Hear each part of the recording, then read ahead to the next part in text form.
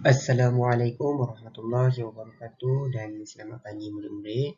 Cikgu harap kamu semua dalam keadaan sihat seperti biasa dan bersedia untuk menjalani PDPR kita pada hari ini. Baik, pembelajaran kita pada hari ini kita akan sambung tema 7 unit 19 yang bertajuk Geranamu Petani. Baik, sebelum kita mulakan pembelajaran, cikgu nak ajak kamu semua untuk bermain permainan gambar berantai. Baik, cikgu ada sediakan kepada kamu semua dua rajah gambar yang berbeza.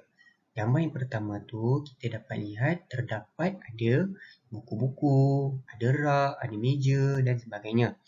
Manakala gambar yang kedua pula kita tengok pun ada juga buku-buku, meja, rak, tetapi ada juru jual dekat bahagian tepi belah kanan tu.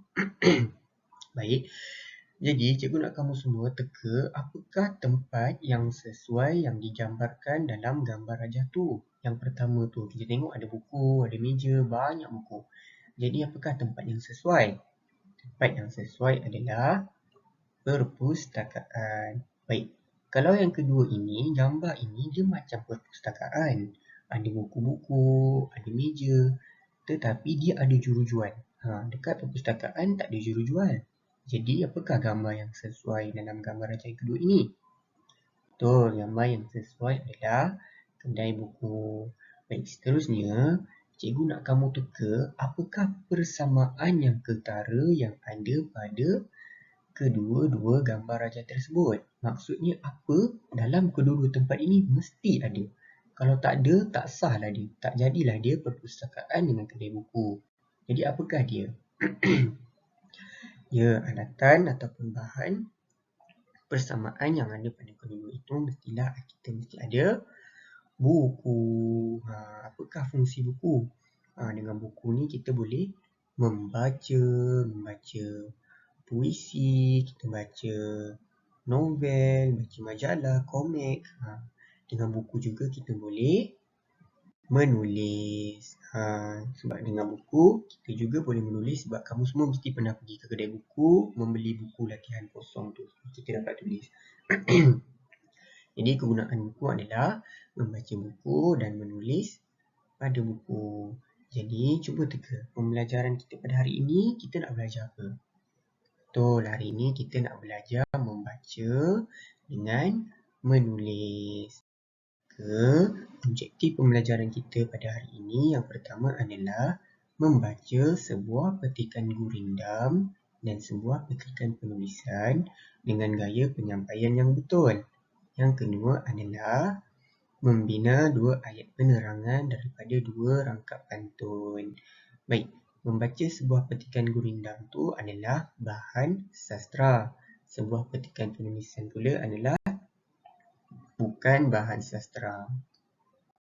Baik, cikgu nak terangkan kepada kamu semua apakah perbezaan bahan bukan sastra dengan bahan sastra. Baik, bahan bukan sastra ini dia adalah suatu penulisan yang disampaikan secara terus dan mudah difahami. Gaya penyampaian hanya membaca dengan intonasi sesuai dan jelas. Contohnya, bahan ilmiah, kajian, rencana, surat-surat.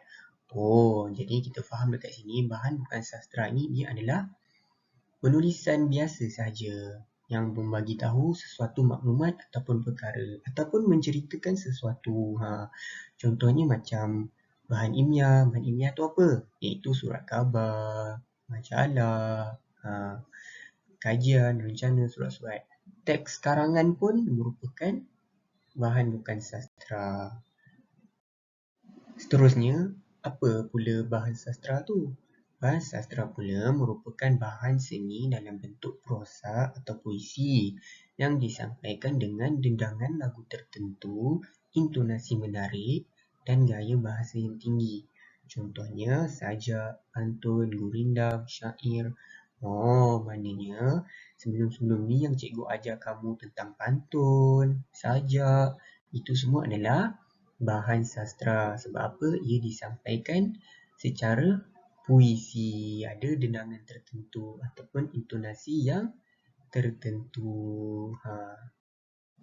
Baik.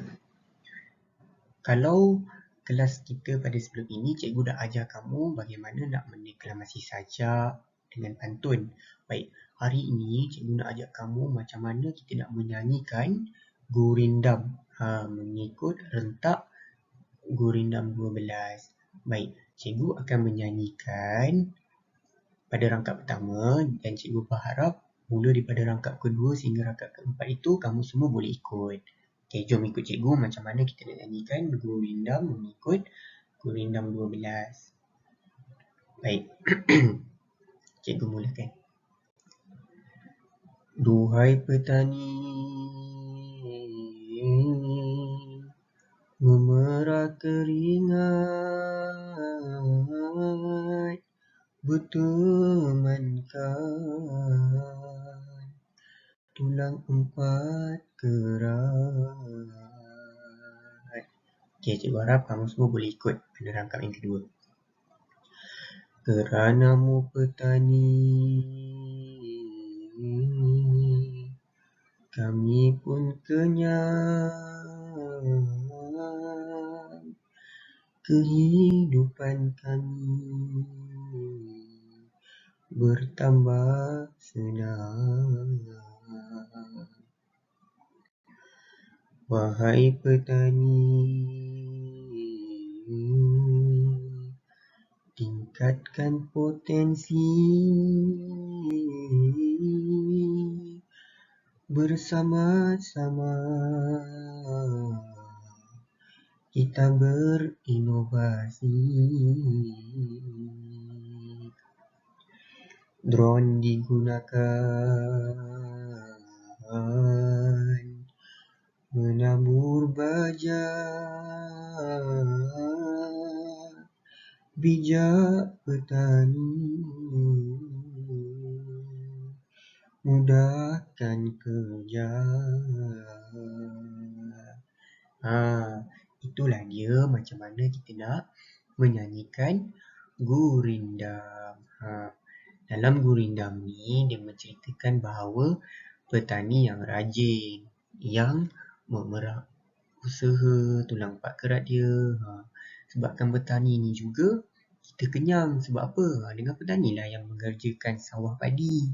Kalau tak ada sawah padi, kita tak makanlah beras.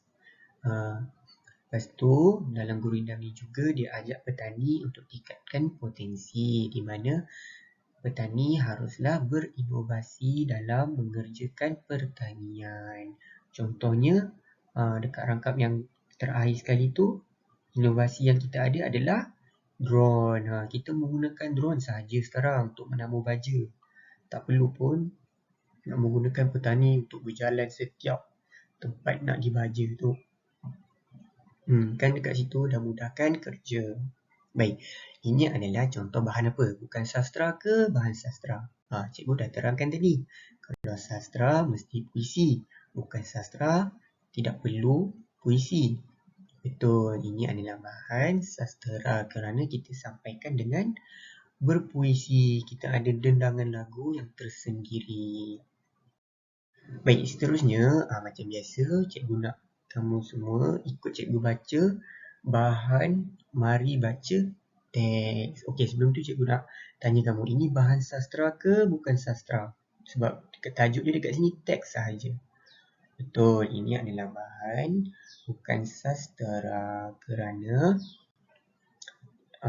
pembacaan ini kita tak perlu dendangkan lagu apa-apa pun ataupun intonasi yang tertentu pun. Kita hanya membaca dengan intonasi yang jelas sahaja. Baik, jom ikut cikgu baca teks ini.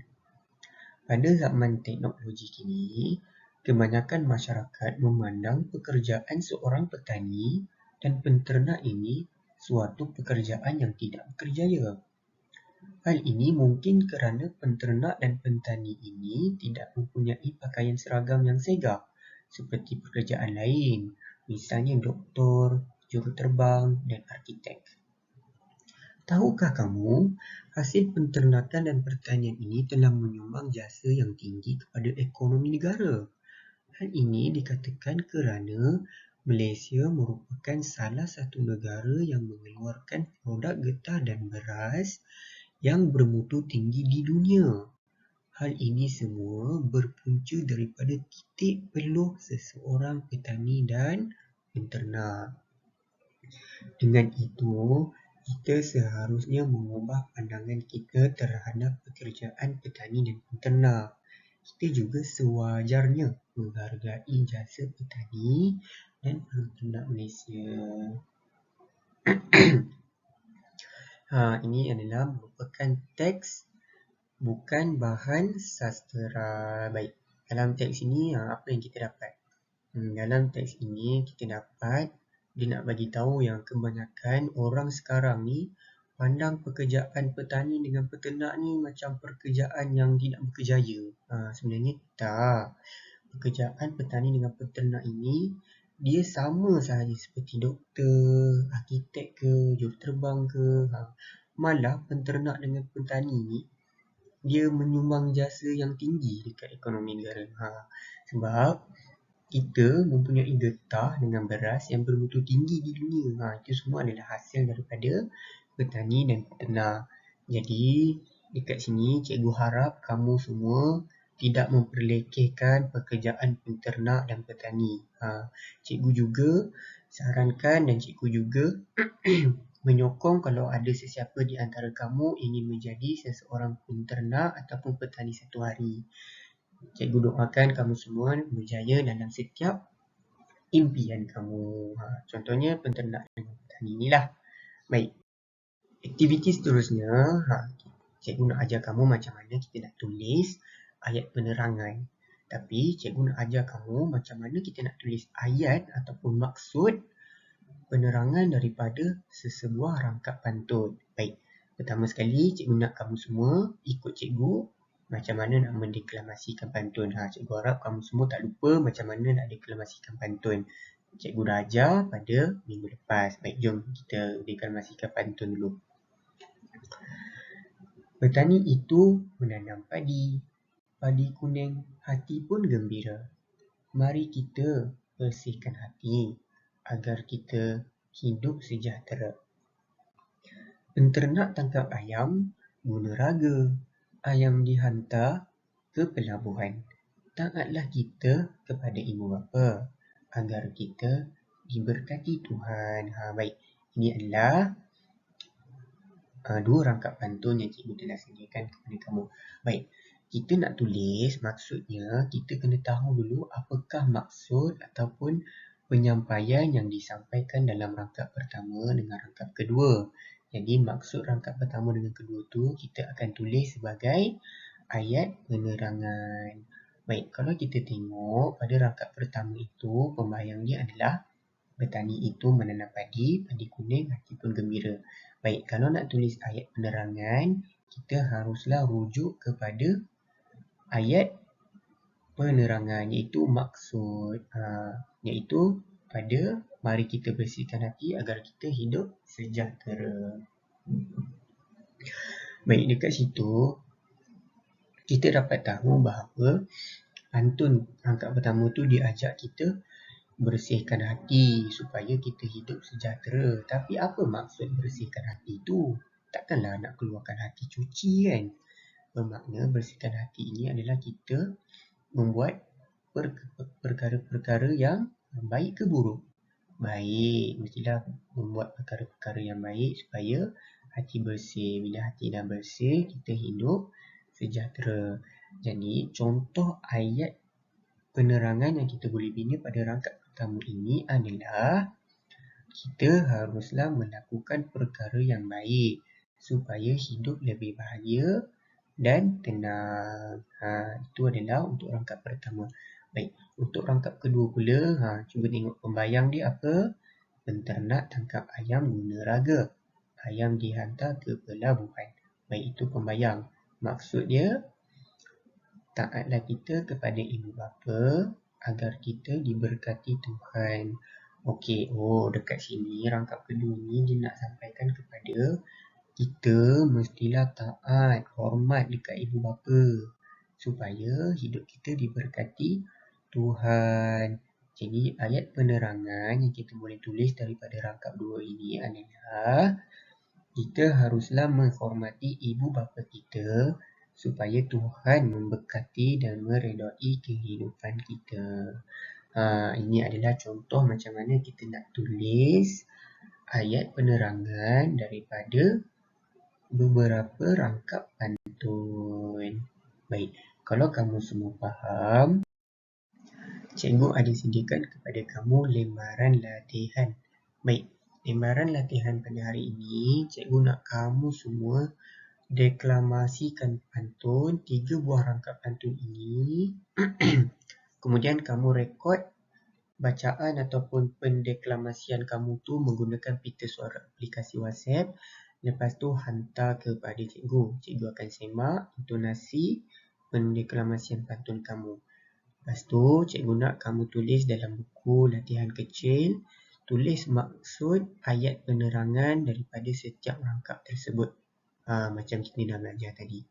Baik, kalau tak faham nanti boleh tanya cikgu dekat aplikasi WhatsApp. Jadi, apa yang kita dapat belajar pada hari ini? Banyak hari ini kita belajar. Yang pertama adalah macam mana kita nak bezakan bahan sastra dengan bukan bahan sastra. Okey, cikgu ringkaskan. Okey, bahan sastra adalah puisi, bukan sastra, bukan puisi. Contoh apa lagi kita dapat belajar hari ini? Benda baru kita dapat belajar hari ini adalah kita dapat mendendangkan gurindam. Yang kedua, kita dapat menulis ataupun membina ayat penerangan daripada sesebuah puisi. Jadi cikgu harap kamu semua aplikasikan pembelajaran kita pada hari ini pada pembelajaran akan datang. Baik, itu sahaja pembelajaran kita pada hari ini. Kalau ada apa-apa soalan macam biasa, boleh tanya cikgu dekat dalam WhatsApp terus, PM. Selamat maju jaya. Sekian, terima kasih. Assalamualaikum warahmatullahi wabarakatuh.